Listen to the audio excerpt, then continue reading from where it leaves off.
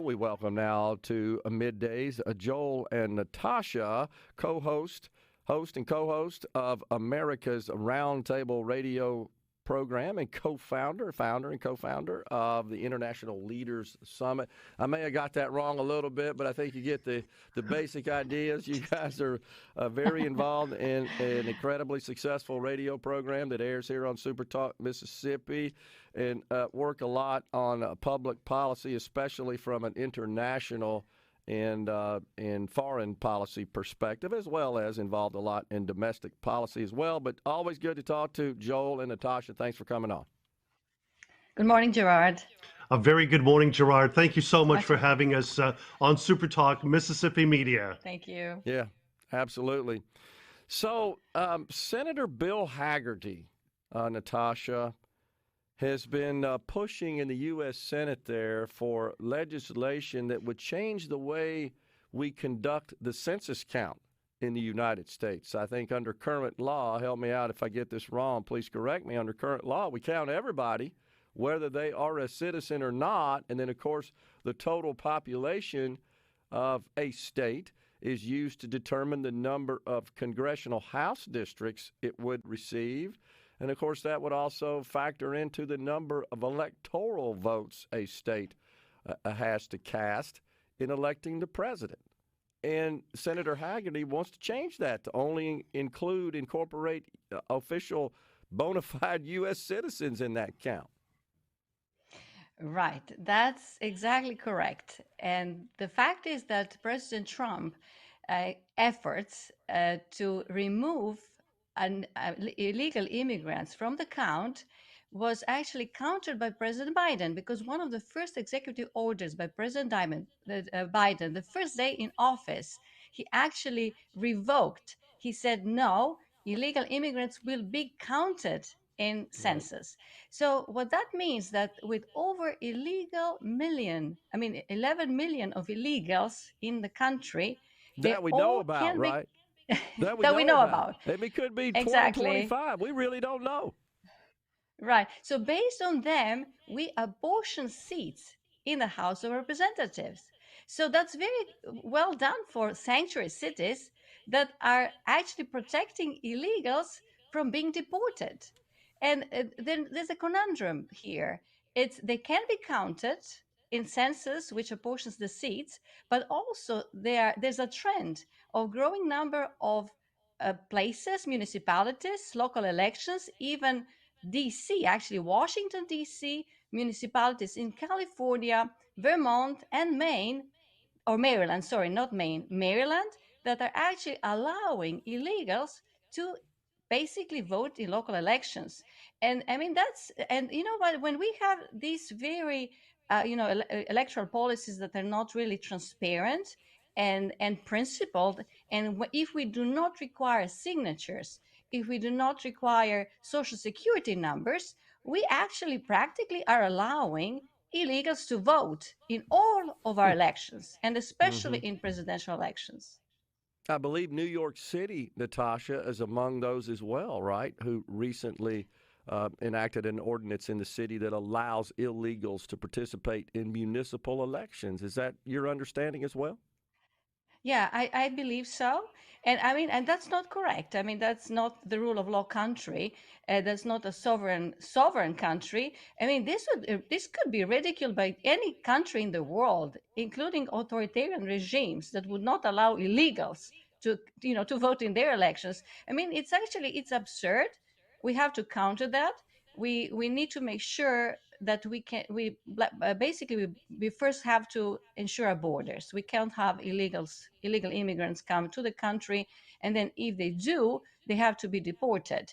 Everyone wants immigration, but legal immigration based on the rule of law, and that was Trump's policies. I mean, you have a policy that the mission was to let people in based on the rule of law, so everybody has the same chance to come into the United States, and the regulation is clear who can come, and what are the criteria. But getting illegal immigrants to come in, and among them also we have a problem with the drug smuggling, with human trafficking, with terrorists coming into the country.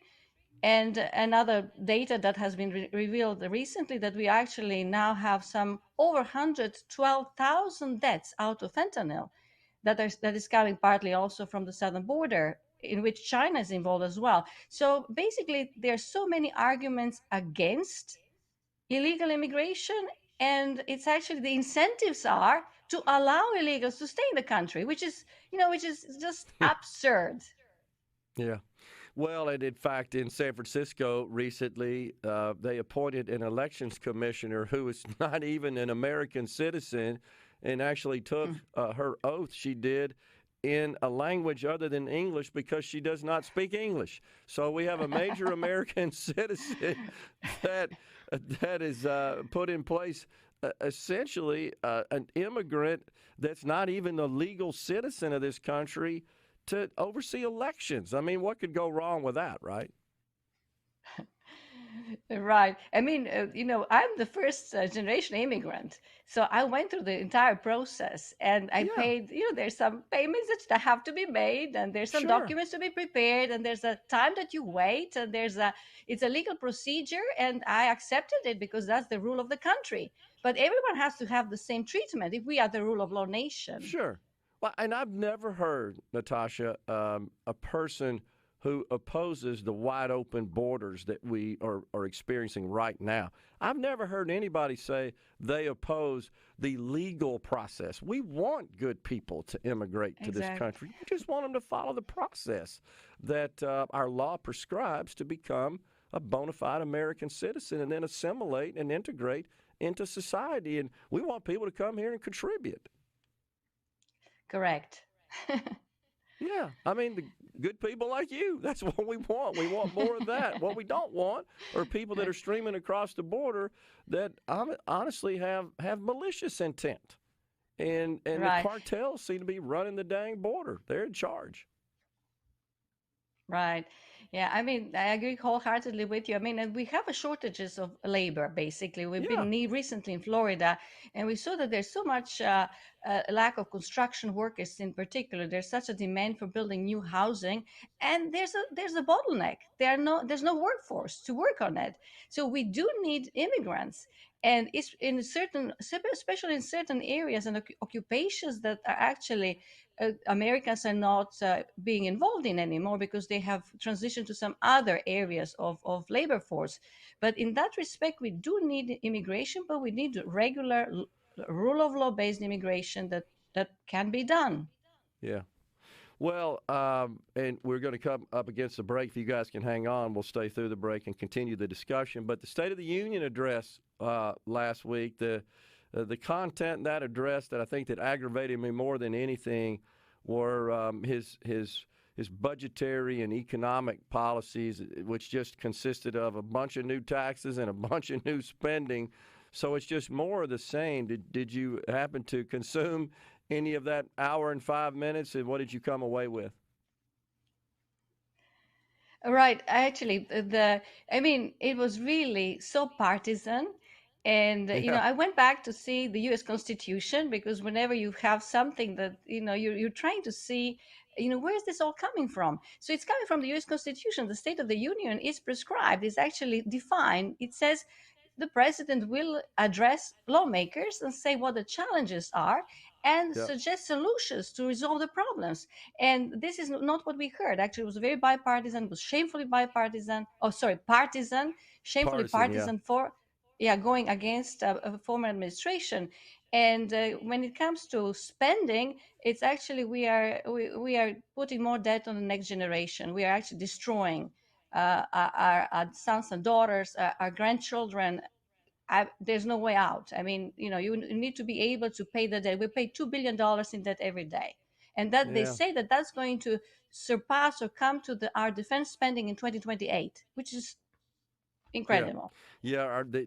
That's right. Our interest on our debt is going to exceed what really is a constitutionally appropriate function spending area of government, and that's defense. I mean, that's the government's first responsibility above all else is to protect the nation, and we're going to spend more money on debt interest than we are on protecting the nation. That's just when you've reached the level of insanity We got a break right here. Joel and Natasha, if you guys can hang on, we'll continue this discussion on the other side of the break.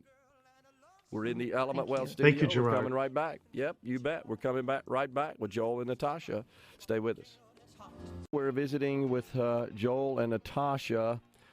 So, Joel, give us the latest on what's going on in the Israel-Palestine situation. It just seems like we're so divided as a country over this issue. In particular, the Democrat Party seems fairly deeply fractured on, I guess, who they want to support. We had protesters here, by the way, in the state of Mississippi yesterday at the state capitol because there is a bill scheduled to expire that the legislature is seriously considering renewing, which essentially would prohibit the state public retirement system and just other state entities from transacting with businesses and nations that are adversarial to Israel. And so we had protesters here in the state of Mississippi at the state capitol protesting against renewing and extending that legislation. We're just deeply divided over this issue. Yes, indeed. In fact, that is a disconcerting issue for all of us. As we look at what's happening across the country, not just only at university campuses, but also, as you've mentioned, protests at state capitals and other places, it would be like going back to the World War II era in the 1940s, where individuals were actually protesting in favor of Nazis that were basically exterminating Jews. So when individuals are protesting for Palestinians, it's really protesting in support of Hamas that led a horrific attack on Israeli citizens on October 7. And we're forgetting as a country what happened on October 7 when 1,200 Israeli Jews were slaughtered, 5,000 individuals injured and maimed. And then also on top of that, over 200,000 Israelis were internally displaced. And this has been done by Iran-backed Hamas. So on top of that, we have the Biden administration that is set to make a decision in the next few days about a waiver. And this is something that came up in November, as you may recall, Gerard, where $10 billion of access to Iran to tap into this funds from Iraq that were sort of set aside. So the Biden administration has taken a course that is certainly very dangerous, not just only for our ally Israel in the Middle East, but for our other partners in the region as well. And he is undermining, that is Biden, is undermining Israel at this stage. And by making public accusations, in fact, you may have heard that little snippet of what Joe Biden said right after delivering the State of the Union address by saying that he wanted a come to Jesus moment with Bibi Netanyahu. First of all, that was so offensive. And then I'm sure he knew well that this was something that was going to be recorded and shared with the rest of the world. So he's undermining Israel on the global front, but also internally. His administration is doing a great disservice, not to only Israel, but to America, its security in the Middle East, and America's interests. Well, when you think about just the volatility in the region, Joel, I'm not sure we have another steadfast and reliable ally in the region outside of Israel. Indeed, Israel is America's closest ally in the world. And when you think about the level of cooperation that we have with Israel on the intelligence front, on security issues, it is a bastion of the rule of law. It is a sovereign state that upholds the rule of law, that provides strength to democratic institutions. In fact, Israeli Arabs serve in a number of the key institutions in Israel, in the Knesset, which is Israel's parliament, in the Supreme Court, Israel's Supreme Court. There is an Israeli Arab sitting on that court. So America has a great partner in Israel. And also, we would like to elevate the Kingdom of Bahrain. which has done so much over the years in not just only supporting the Abraham Accords and being one of the original signatories of that, but today the Kingdom of Bahrain is standing shoulder to shoulder with America, the United Kingdom, Australia, New Zealand, and other countries in safeguarding the Red Sea, which is now under attack because Iran-backed Houthis are targeting U.S. Navy vessels and commercial ships going through this region, and it's about 10 to maybe 15% of global trade. We need these supplies for Europe, for America, and so it's great to have Bahrain also joining with us in this important front to counter evil in the region. Natasha, do you have any thoughts about how this issue and where the presidential candidates stand on it might impact the general election coming up this November? Yes, certainly it will. We see from the Arab community, they actually are voting uncommitted. Uh, Right. formerly Democrats, actually, they're all Democratic Party, and they're saying they're not going to vote for Biden. And that's going to affect Biden. That's why he's changing policies on Israel. And I believe the Jewish community mostly will support Trump, as well as, I mean, it's a clear cut here. Hamas is a terrorist organization. It's designed as terrorist organization in European Union, in the US, and as such, it should be eradicated. And Israel is fighting Hamas. I mean, they are fighting terrorist organization. So if we want the war to stop tomorrow, Hamas can just release all hostages and surrender. And if they want to negotiate surrender, they can surrender with a caveat. Okay, we're going to put them in prison indefinitely. But that's how we can stop the war tomorrow. So we need to know that we are actually, war is against terrorist organization. What is the latest from your perspective on this situation in Ukraine? I mean, this has been also very controversial. Certainly, whether or not the U.S. should provide additional aid to Ukraine. Of course, the president of Ukraine seems like is consistently asking for more. And I think just as an American taxpayer, I just wonder where's the money going and what's the goal? What's the end game here? When do we say, okay, we're done? Well, what's your thoughts on that at this point? Well, I think it's a very important issue for Americans to look into because, of course, so America is part of NATO, and NATO Right. has a certain commitment to protect NATO members. However, in saying that, it is time for European nations to step up to the plate.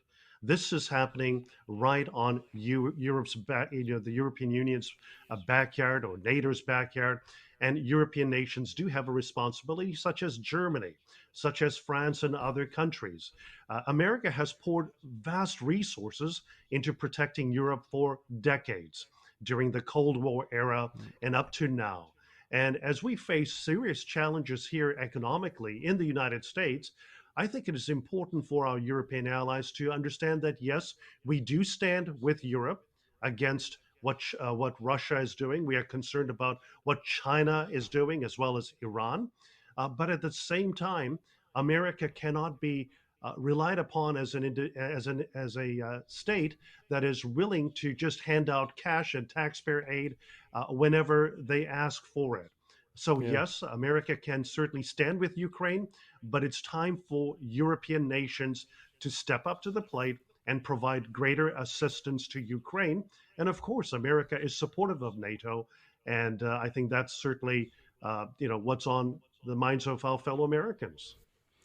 And if you think about it, Joel, it's almost a microcosm of a larger problem in NATO and just honestly keeping the planet intact, which is the United States shoulders an outsized burden of the expense and cost there. This is something that President Donald Trump exposed and called attention to, said you guys need to use Joe Biden's words, you need to pay your fair share here. That the amount of their GDP that they invest in defense is a fraction, honestly, of what we do here in the U.S. and amounts to combined less than what we invest in the U.S. Yet it's, I think, our investment that is keeping them safe. It's actually protecting them. Mhm.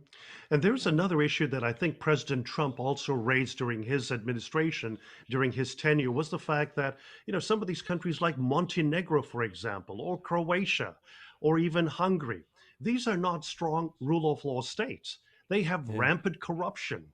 They have allowed billions of dollars of heroin to come in from Afghanistan via Pakistan into the heart of Europe. So, we're not really protecting strong rule of law states within Yeah. NATO. We are Yeah. protecting some very corrupt countries that are actually even more corrupt than Russia, according to some of these indices that we see at the global level. So Yeah. It's we need to ridiculous. really take a chance to re-examine NATO as we go forward from here. Joel, Natasha, always good talking to you. Appreciate you coming on, and best of luck with this weekend's radio show. You've got Senator Marsha Blackburn, Mississippi native by birth and education. So we look forward to that on Super Talk Mississippi this Saturday. Appreciate it. Thanks a lot. Talk to you soon. Thank you so much for having us, Thank you, Gerard. Gerard. Thank you. You bet. We're coming right back, folks. Stay with us.